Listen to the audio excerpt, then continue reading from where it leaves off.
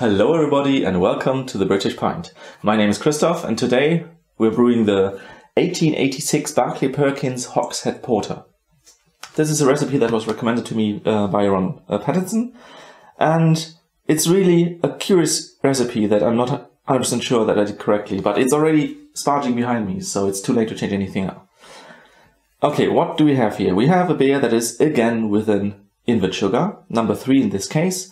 So what I usually do is I look at the original gravity that I need to get, and then I take the gravity that I get from the sugar away from there, and then the rest is malt, and then I can use the percentages that are provided. Well, the problem is the percentages are usually including the sugar, and then I have to calculate new percentages, which I then use for my own grain bill. Okay, so original gravity of 1054, which is 13.5 degree Plato. The sugar is exactly the same amount in grams per liter, grams per 100 milliliters, I misspoke last time, as in the Whitbread, what was it, Keeping, KK. So again, 4.4 grams per 100 milliliters, or 44 grams per liter. This gives me 4.4 degree Plato. And so what I'm left with is about 9 degree Plato that I need to get from the grain, which should be 700 grams of malt. Now, most of this is pale malt, which is my historical Chevalier German-grown barley that I have here. And that is 49%. And then 19% brown malt, for which I'm going to use the modern version with 160 EBC. That's the one I have. I don't have any historic brown malt. Then they have 13.5% black malt.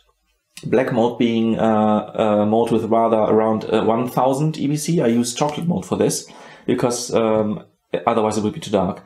And 13.5%. That's an insane 25 grams per liter of chocolate malt. That is so much more than even Guinness uses for their beer.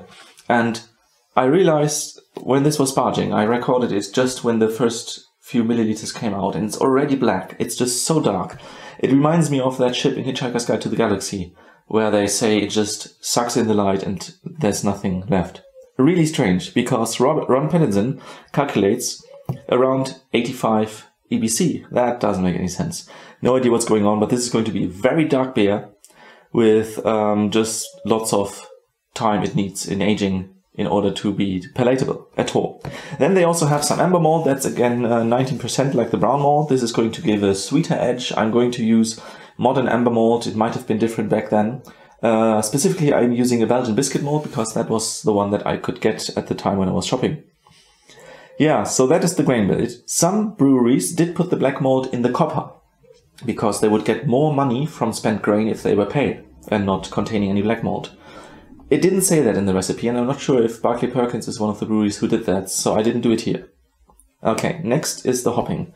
The hopping is very simple, but they are boiling for a whopping 150 minutes, which is very, very long.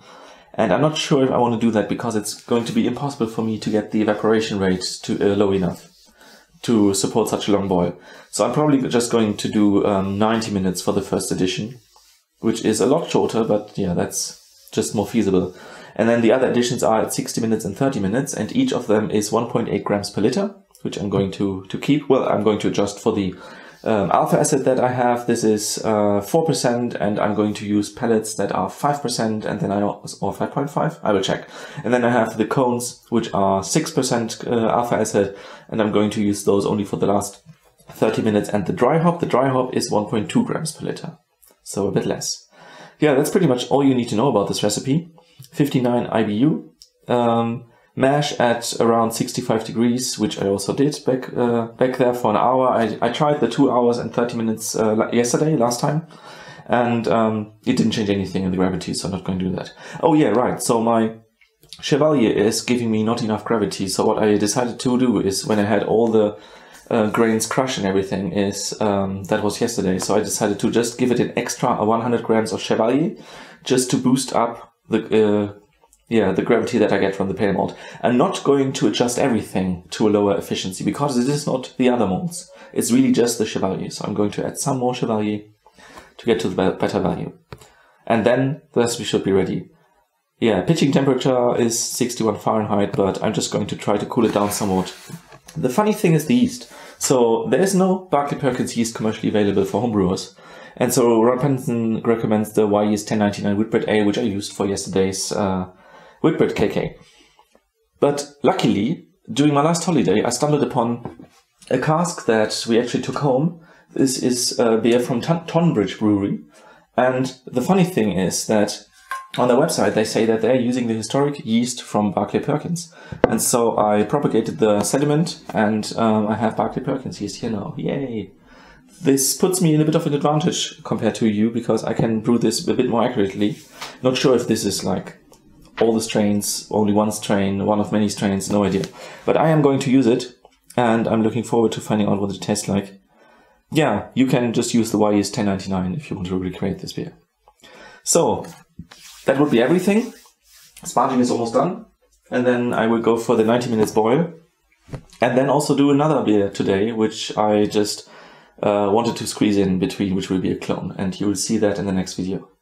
So I'll see you then, and take care. Bye bye.